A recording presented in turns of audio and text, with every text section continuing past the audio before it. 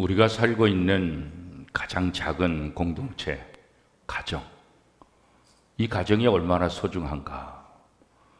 왜냐하면 이 가정은 우리 마음의 영원한 고향인 동시에 또 사랑과 미움이 엇갈리는 원초적인 공간이다. 이렇게 이야기를 하고 있습니다.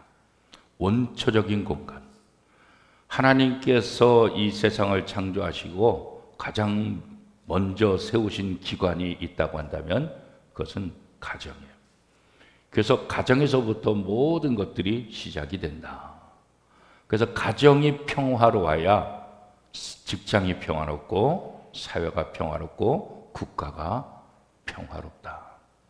가정이 평화롭지 못하면 직장 생활하기도 힘들고 사회생활 하기도 힘들고 결국은 세상이 불평과 불화로 가득 차게 될 것이다. 그런 생각을 우리가 할 수 있습니다. 하나님께서 이스라엘 백성들과 제사장들의 잘못을 말씀하신 이후에 특별히 이제 이 이스라엘 백성들의 가정에 대해서 아주 현란하게 질책들을 하고 있습니다.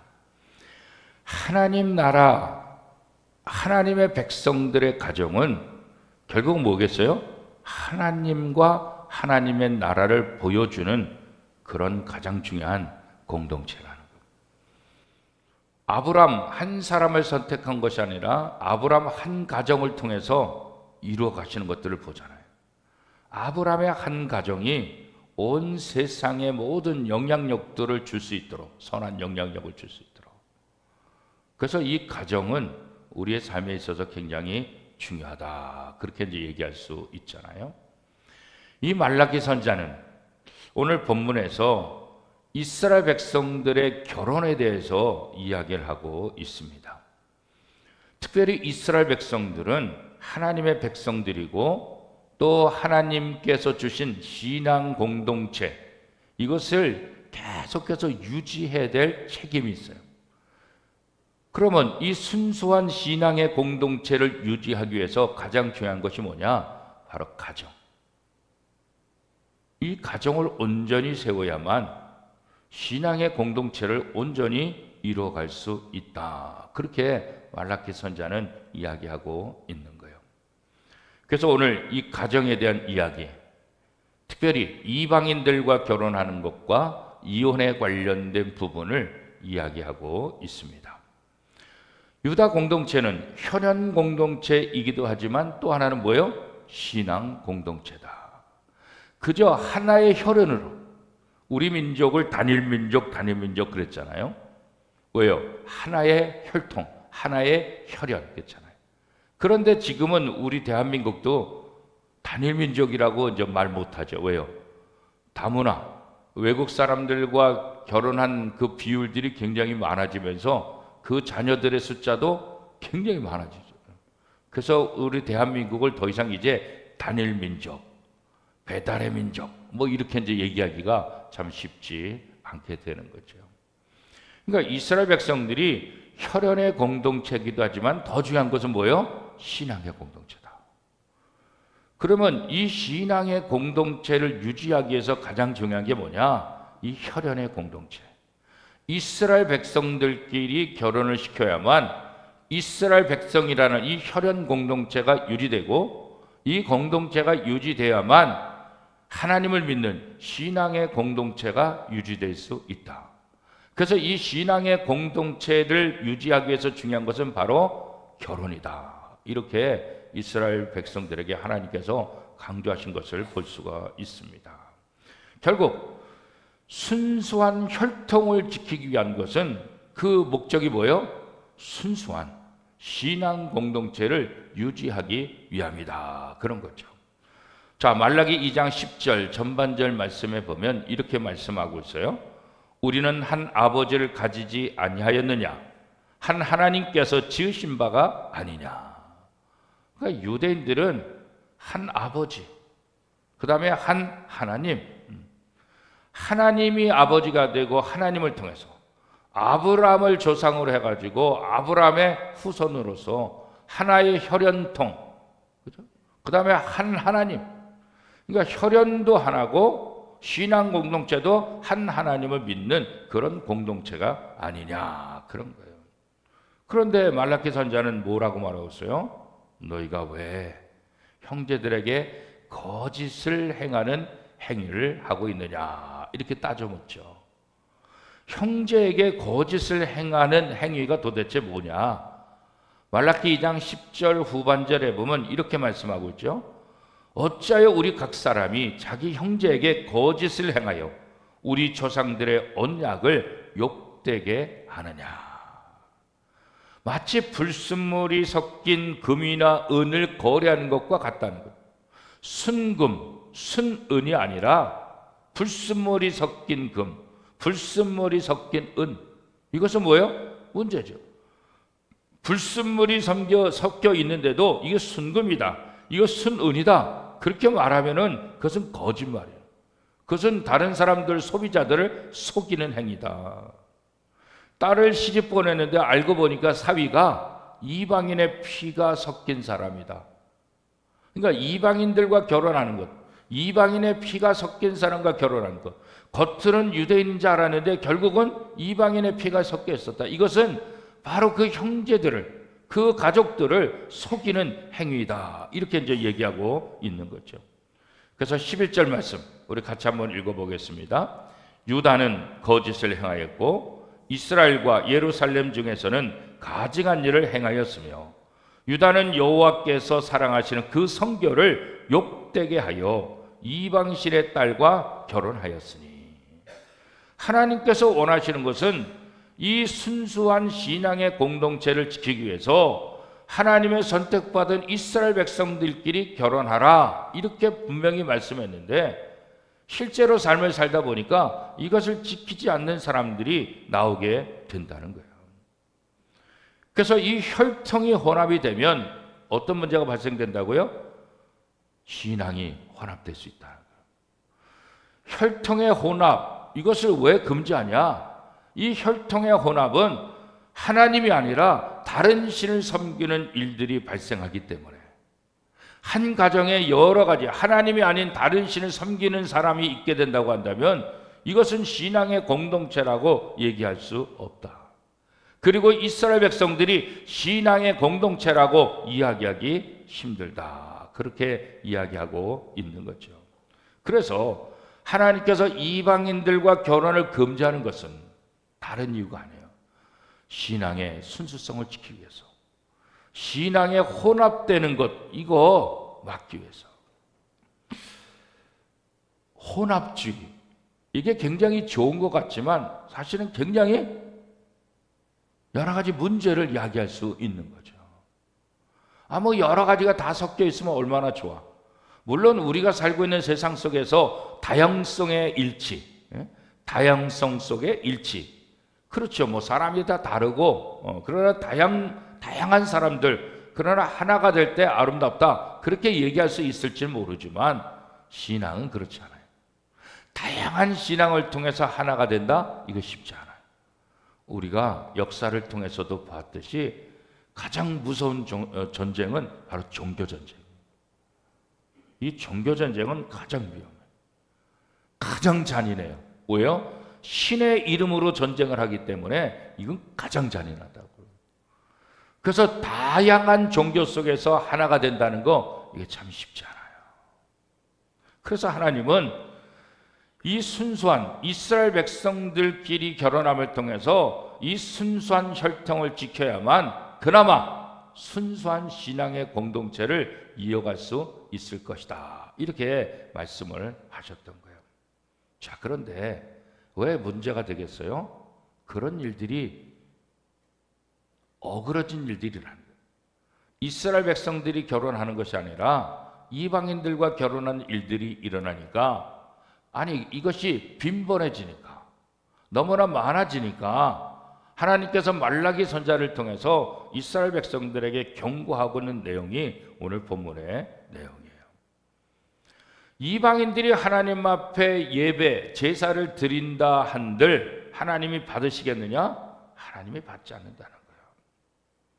이방인과 결혼한 사람들이 제사의 자리에 나온들 하나님께서 그것도 안 받으신다. 더 나가서 야곱의 장막에서 끊어버리겠다 이렇게 말씀합니다. 이건 뭐예요?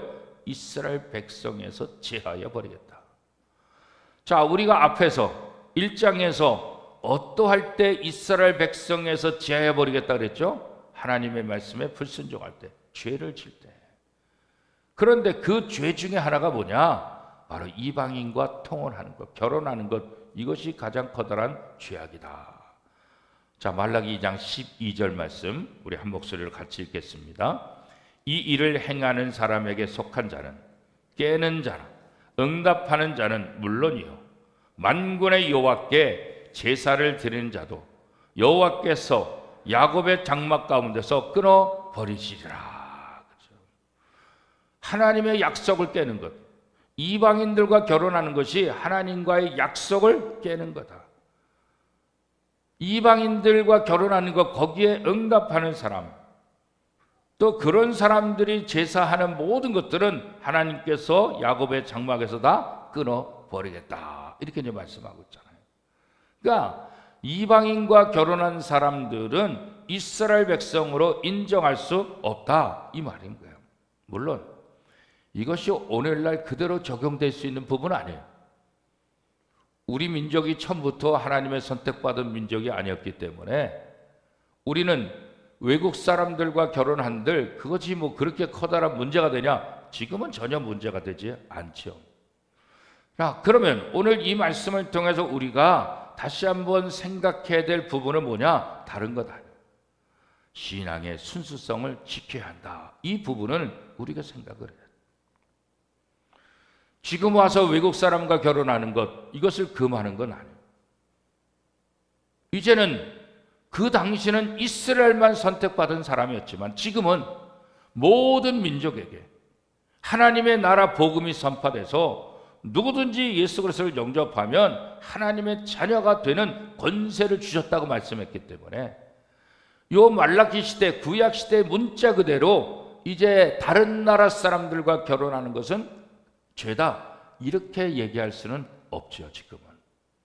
그러나 우리가 더 중요시 여길 것은 뭐예요? 신앙의 순수함, 신앙의 정통성, 이 부분은 우리가 지켜야 되는 것. 신앙의 순수성, 신앙의 정통성을 지키는 것이 얼마나 중요한가. 우리가 우리의 가정을 통해서 이것을 지키는데 우리가 애쓰고 힘써야 된다. 이 부분은 우리가 다시 한번 생각해 봐야 될 부분들이죠.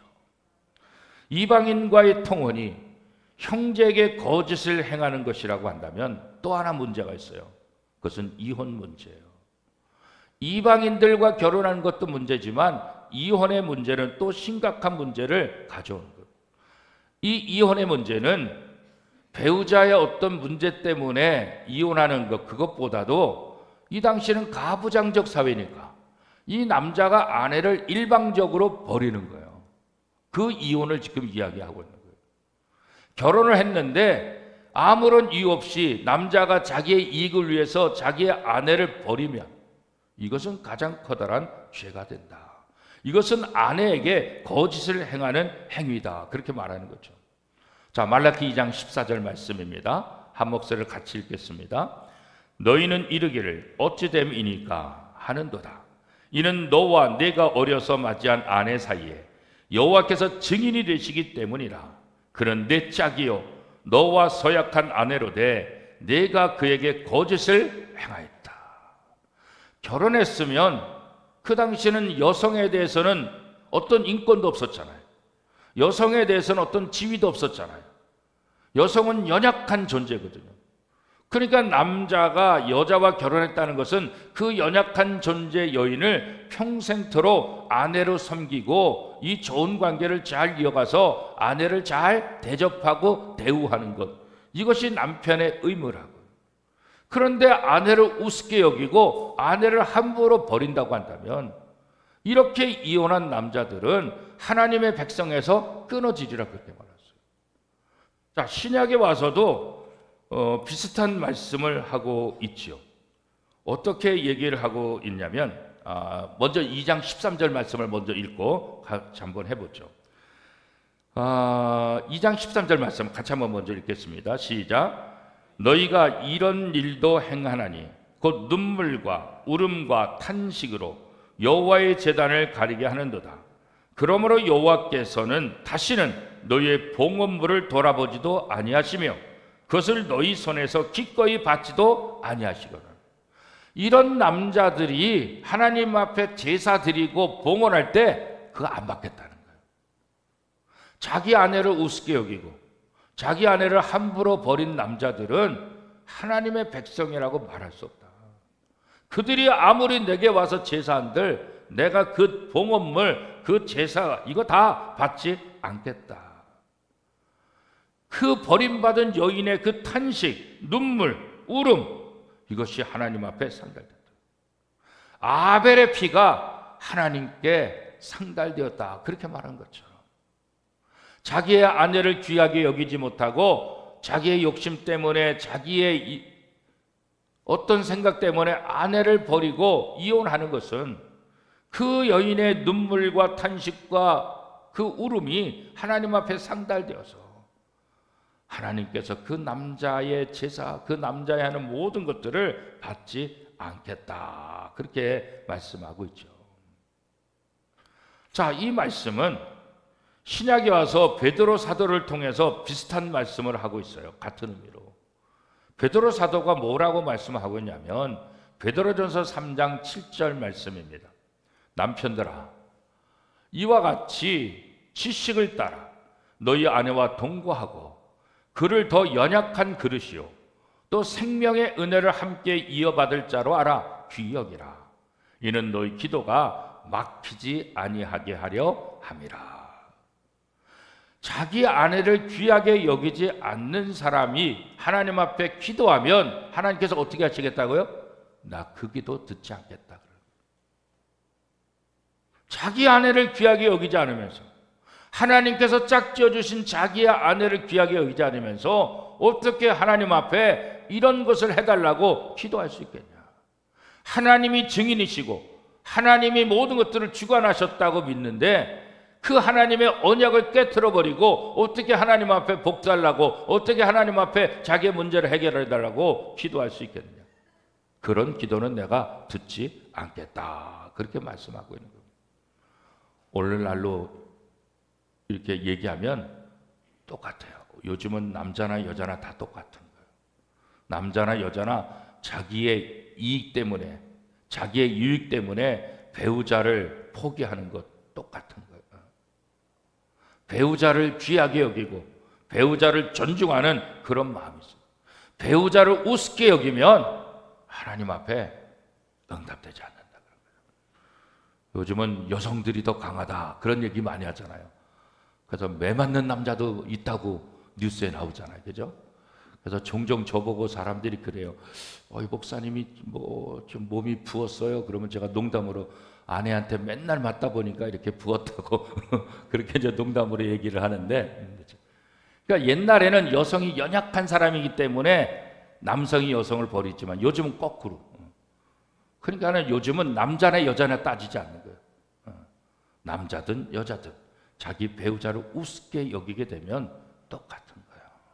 그래서 자기 배우자를 귀하게 여길 줄 알아야 돼요.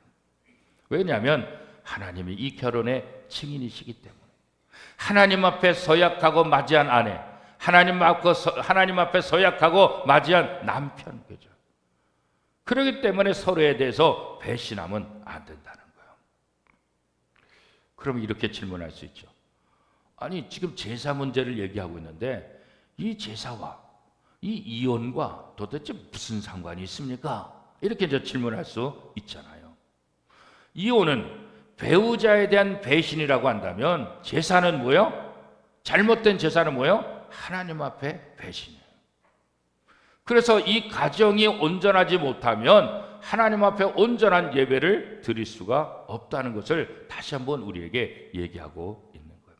더 나아가서 이 제사, 이 예배는 단순히 이 성전에서 단순히 나만 드리는 것이 아니라 이 예배는 성전에서만 드려지는 것이 아니라 일상 속에서 우리의 삶이 예배가 되어야 된다. 그런데 고대시대 이 여성들의 지위와 여성들의 약함을 알기 때문에 여성을 함부로 대하고 여성을 함부로 버리는 것, 이것은 일상생활에서 참된 예배자로서의 삶이 아니라는 것을 이 말라기 선지자를 통해서 강하게 얘기하고 있는 거죠. 사도 바울도 우리에게 비슷한 말씀을 하셨잖아요. 로마서 12장 1절 말씀, 우리 잘 아는 말씀이니까 한 목소리로 같이 한번 읽겠습니다. 그러므로 형제들아, 내가 하나님의 모든 자비하심으로 너희를 권하노니 너희 몸을 하나님이 기뻐하시는 거룩한 산 제물로 드리라. 이는 너희가 드릴 영적 예배니라. 옛날 개역 성경에는 뭐라고 했어요? 산 제사다 이렇게 했죠. 그러니까 예배당에서 드리는 예배만 예배가 아니라 일상의 삶이 예배가 돼야 된다. 일상의 삶이 예배가 되고 하나님이 기뻐 받으실 만한 예배가 돼야 된다는데, 자기 아내를, 자기 남편을 우습게 여긴다고 한다면 이게 어떻게 예배가 될 수 있겠느냐. 우리는 지정한 장소에서만 소중한 것이 아니라 일상의 삶도 언제나 하나님의 존전 앞에 내가 제사를 드리는, 예배를 드리는 그 심정으로 우리의 삶을 살아야 된다. 그렇게 얘기하는 거예요. 이 말라기 시대, 특별히 구약 시대는 이 출산과 결혼을 분리해서 생각하는 사람이 없어요.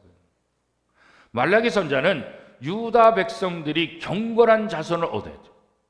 이 하나님의 백성들은 경건한 자손을 얻어야 되는데, 이 경건한 자손을 얻기 위해서는 경건한 남자와 경건한 여자가 결혼해야 경건한 자손을 낳을 수 있다는 거예요.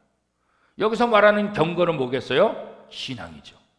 하나님을 믿는 남자와 하나님을 믿는 여자가 결혼해야 하나님을 믿는 자녀들을 마련할 수 있다는 거예요. 그런데 하나님을 믿지 않는 사람과 결혼하게 되면 이게 힘들어진다는 거예요. 그래서 오늘날도 이 부분은 굉장히 우리에게 중요하게 다가오는 거죠. 그래서 나는 예수는 믿기 전에 결혼했으니까, 나는 잘못 몰랐을 때 결혼했으니까 그렇지만, 내가 예수 믿는다고 한다면 적어도 내 자녀들은 믿는 사람들끼리 결혼을 시키는 것, 이게 굉장히 중요한 거예요. 물론 믿는 사람이라고 다 괜찮으냐? 그렇지 않은 경우가 많이 있죠. 또 믿는다는 것이 온전히 믿느냐? 그렇지도 않아요. 그 어머니는, 그 아버지는 신앙이 좋은 부모인데 자식은 안 믿을 수 있는 경우가 있어요. 그런 경우 많이 있잖아요. 그죠? 자식은. 그러니까 부모는 신앙생활 잘하는데 자식은 안 믿는다고. 그런 부분에서 믿지 않는 남자, 믿지 않는 여자와 결혼하는 것과 믿는 집안에서 믿지 않는 자녀들과 결혼하는 게 뭔 차이가 있냐, 그렇게 얘기할 수도 있잖아요. 그렇죠? 그럼에도 불구하고 가급적 하나님을 믿는 사람과 결혼하는 것이 우리의 2세들을 위해서, 우리 신앙의 혈통을 위해서 굉장히 중요하다는 사실을 우리에게 다시 한번 이야기해 주고 있는 거예요. 그래서 이 결혼과 출산, 이것이 이 가정, 순수한 혈통을 지키는 출발점이기 때문에, 그래서 순수한 혈통, 경건한 사람, 이스라엘 백성들끼리 결혼해라, 이렇게 하나님께서 말씀을 하고 있는 거예요. 왜냐하면 한 사람을 통해서 가정이 이루어지고 그 가정을 통해서 계속해서 확대되기 때문에 그런 거죠. 하나님이 사람을 창조하실 때 여러 명의 아담을 만들 수 있잖아요. 그죠? 하나님은 전능하신 분이니까. 그런데 하나님은 한 사람의 아담만 창조하셨다고. 한 사람의 하와를 창조하셨다고. 한 남자와 한 여자를 창조하신 거예요. 하나님은 전능하신 분이기 때문에 1000명의 아담을 만들 수 있지. 1000명의 하와를 만들 수 있지. 그러면 더 빠른 시간 안에 이스라엘 백성들의 숫자가 많을 수 있잖아요. 그런데 하나님은 그렇게 하지 않았어요. 한 사람의 남자와 한 사람의 여자. 왜 이렇게 창조하셨을까요? 하나의 혈통을 이루기 위한 거예요. 다양한 사람들을 통해서 다양한 것이 아니라 하나의 그 혈통을 계속해서 이루어가기를 원한다는 거예요. 자, 말라기 2장 15절 전반절에 보면 그에게는 영이 충만하였으나 오직 하나를 만들지 아니하셨느냐. 어찌하여 하나만 만드셨느냐. 한 사람만 만드신 그 목적, 그 이유가 무엇이냐? 그 한 사람을 통해서 그 혈통이 퍼져나가게 하기 위함이다. 그렇게 하신 이유는 뭐예요? 경건한 자손을 유지하고 경건한 자손을 얻기 위함이다. 그래서 말라기 2장 15절 후반절에 보면 이는 경건한 자손을 얻고자 하심이라. 그러므로 내 심령을 삼가 지켜 어려서 맞이한 아내에게 거짓을 행하지 말지니라. 아내에게 거짓을 행하지 말지니라. 이 말은 뭐겠어요? 아내를 버리지 말아라. 아내와 이혼하지 말아라. 바로 이 이야기를 하고 있는 거예요. 그러니까 결국 한 사람 아담을 통해서 이 이스라엘 백성들의 경건한 혈통을 이어가기 위한 것은 결국은 이스라엘을 순수하게 만드는 것고, 또 하나는 뭐예요? 순수한 신앙의 공동체를 이루기 위해서 하나님께서 처음부터 이런 계획을 하셨다, 그런 거예요. 그런데 이 이스라엘 백성들은 이방인들과 통혼할 뿐 아니라 너무나 쉽게 이혼하는 일들이 일어나고 있다는 거예요. 이것은 하나님 앞에 거짓이고 이것은 배우자 앞에 거짓을 행하는 것이기 때문에 경건한 자손의 삶과는 점점 거리가 멀어지는 것이다. 이렇게 되면 순수한 신앙 공동체를 잃어버릴 것이고, 이것은 점점 하나님을 떠나게 되는 일이 될 것이고, 이것으로 결국 이스라엘은 멸망하게 될 것이다, 그런 거예요. 물론 지금도 우리가 순수한 혈통을 유지하느냐, 지금 이것하고 지금은 다 다르죠. 순수한, 이 구약 시대는 순수한 혈통과 순수한 신앙 공동체가 동일시됐지만 지금은 다르잖아요. 그러니까 우리에게 지금 중요한 것은 뭐겠어요? 순수한 신앙 공동체를 이어가는 것. 오늘 이 말씀을 통해서 다시 한번 우리의 가정이 순수한 신앙 공동체를 유지하기 위해서 정말 애쓰고 있느냐, 그런 부분에 관심을 갖고 있느냐, 그런 거죠. 그래서 우리가 자녀 양육하는 것, 이것도 굉장히 중요한 거예요. 하나님의 백성으로 잘 양육하는 것, 그잖아요. 우리가 하나님의 백성으로 잘 양육해야 될 책임이 있는 거잖아요, 부모에게는. 그죠? 부모를 주신 것은, 자녀를 우리에게 주신 것은 구약 시대로 말하면 경건한 사람으로 잘 양육하도록, 경건한 집안에서 자녀가 태어나도록 하는 거죠. 오늘 전 세계 이슬람 이 교가 굉장히 확대됐잖아요. 그 이유가 뭘까요? 다산 때문에. 이슬람 사람들은 일부 다쳐. 그래서 이슬람 국가에서 일하던 사람들이 우리나라에서 또 결혼해. 우리나라 사람 결혼했는데 알고 가서 봤더니 그 나라에 진짜 또 부인이 있어. 그래서 사기 결혼이라고 우리는 그렇게 말할 수 있지만 그 나라 사람들은 그렇지 않아요. 그게 이상한 게 그냥 일부 다쳐니까. 가는 데마다 아내를 얻을 수 있고, 그래서 자식을 많이 낳아서 이슬람 교인들을 확산해 나가는 거예요. 이게 다산이 이슬람교가 전 세계를 지배하는 가장 큰 역할을 감당하는 거죠. 그런데 기독교 국가들은 점차 자식을 거의 안 낳는 거예요.